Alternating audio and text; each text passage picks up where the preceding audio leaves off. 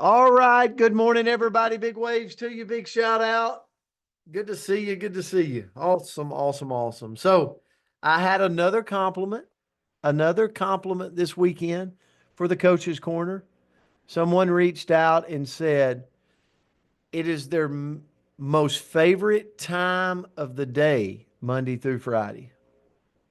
They said it just gets their day started right. So, isn't that what it's all about? So, all right. Well, today we've actually Melinda Stevens.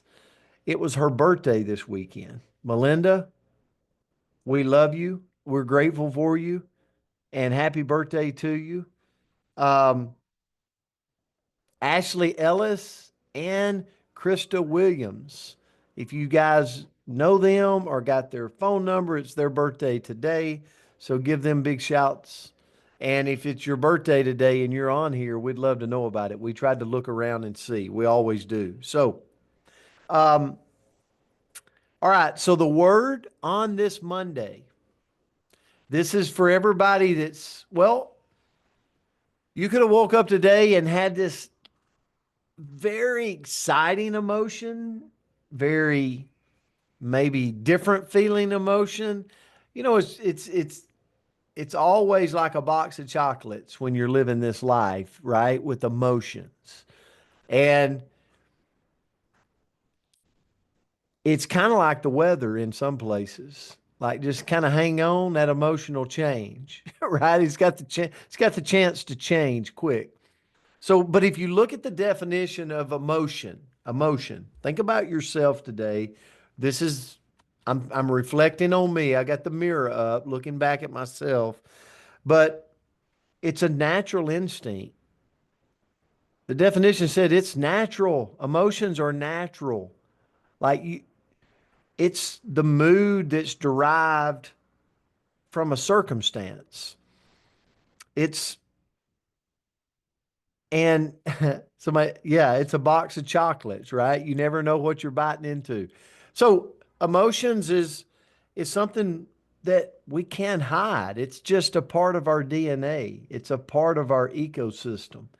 And there all it is, as I was looking at this, I was like, emotions are signals.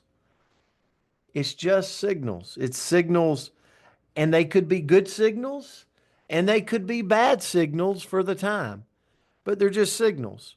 Um, they tell us what we value, they tell us what we fear, they tell us what we desire.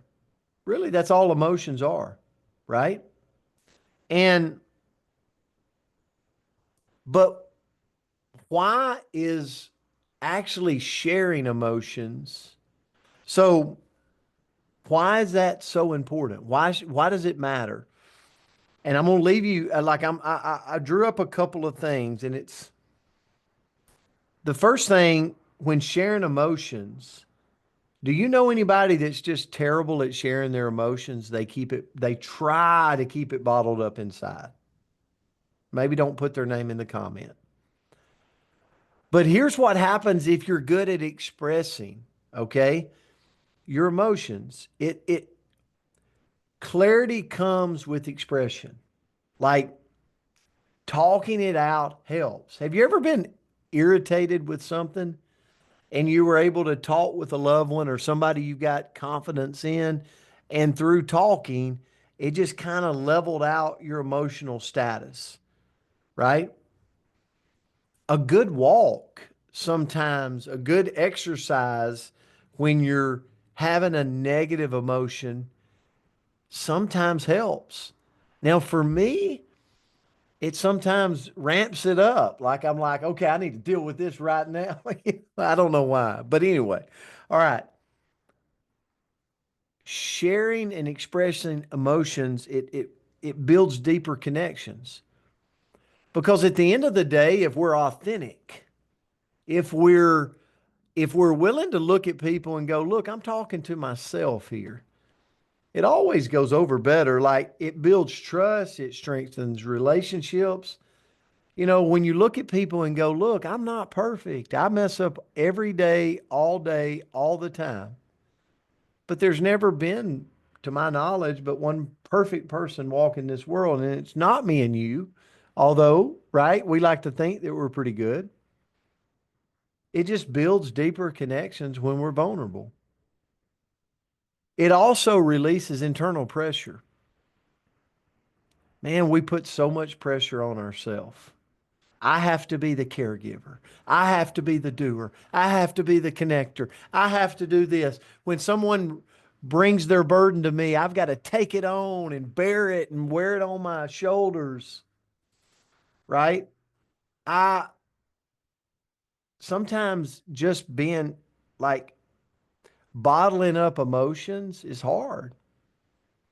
And you become very rigid, or I do, right? So if we're able to go, man, Marlene, I had this conversation today. I can't tell you who, but I just want to get it out because it's heavy on me, and me and Marlene talk about it. It changes things. Like it doesn't stay bottled up. So being able to express emotion also, it promotes, um, I believe, emotional growth. Emotional growth that at 49 years old, which is what I am, I need, right? I'm still terrible, terrible when it comes to some of my emotional standards, right? I'll be good over here and terrible over here. So I need to personally work on it, work on it, work on it.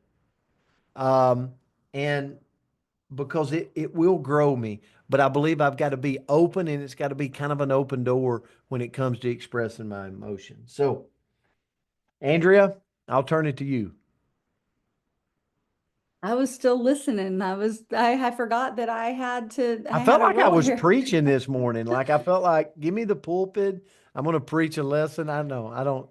Well, I appreciate I that. hope I it. missed church Somebody got value yesterday, from so we needed it. I thought it was a great one. So the quote that I found is emotion is more powerful than reason. Emotion is the driving force behind thinking and reasoning, and emotional intelligence increases the mind's ability to make positive, impactful decisions. And you guys have seen my emotion because I put it all out here. I don't, everything shows on everything that I do. And sometimes we'll talk to people and they'll say, oh, I'm not a very emotional person. But then when you watch what they do, you realize every decision they're making, just like every decision I'm making, is driven by emotion. And we think about like our kids. Why did we pick? Let's say we bought our kids a car. Why did we pick the car that we picked for them, besides to make it affordable? Because we wanted it to be safe. And we say that that was logic, right? We picked that car because it's the safe car for our kid. But really, the emotion behind it is we love our babies, right? And we're feeling that feeling that we want to protect them and keep them safe. So even the most logical decision behind it is some emotion. And so we all need, every single one of us, because this coach reminded us only one perfect person walked this earth, and it sure as heck was not me. We all need to harness our emotions and grow our emotional maturity. Because in everything, we're going to have moments in our life where we are knocked off kilter, all of us. And if we don't have that emotional maturity, well, we're going to probably react in a way that maybe we're not the most proud of. I know that I've had quite a few temper tantrums in my life, and it's like, oh man, did I really just do that? And sometimes I do better, and sometimes I do worse, but we can all grow. So the first thing, and this will tie into a word that we did just last week, but it's to pause before we react. So if we feel something big, and I don't know about you guys, but I can be a very fast reactor, and I can go from super calm to like a lunatic in half a second. And so if I can give it just 5 seconds, pause, and realize I don't actually have to act on every single feeling. I haven't realized this yet, but I'm going to realize it today. And I'm going to work on that today, that, oh, I feel it. I can work through it. I can acknowledge it, but I don't have to necessarily react externally. Next, if we really want to grow our emotional Maturity is to name what we're feeling. And this sometimes can be really hard, but I feel overwhelmed. I feel hopeful. I feel unheard. Whatever it may be, that clarity can bring a little bit more control in that moment. Next is to talk it out, not blow it up. So express your emotions with intention, not explosions. And I'm just kind of giggling. I've had lots of phone calls this week with different doctors' offices, and sometimes I've been really good at this. And then there's a couple moments where I'm like, ooh, yeah, that was a little explosion in that, and I had to rein it back in. And so this is a good little lesson for going into this week. Next is to check the story. So emotions often follow our thoughts. So we kind of have to ask ourselves, is this true? Because sometimes we can tell ourselves a little story. Maybe we fill in the blanks for the person on the other side of the conversation or whatever it is, but it's not reality. It's just kind of what we're telling ourselves. So we've got to check in and say, is this a story I'm telling myself, or is this reality? And then lastly, use the emotion as fuel. So let that passion, we'll hear Coach. Sometimes we get on these Zooms and he's like, hold on, guys, I am not mad right now. I am passionate. I'm excited. Like, I am so enthusiastic to bring you this information.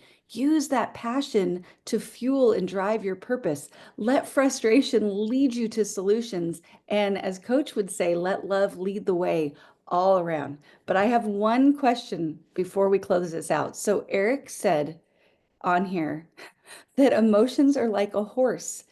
And I said, you can't lead it to water, force it to drink or something, or you can lead it. But I don't know what that means, Eric. So you got to let us know. What does it mean that emotions are like a horse? You can whip it. Don't whip your horses.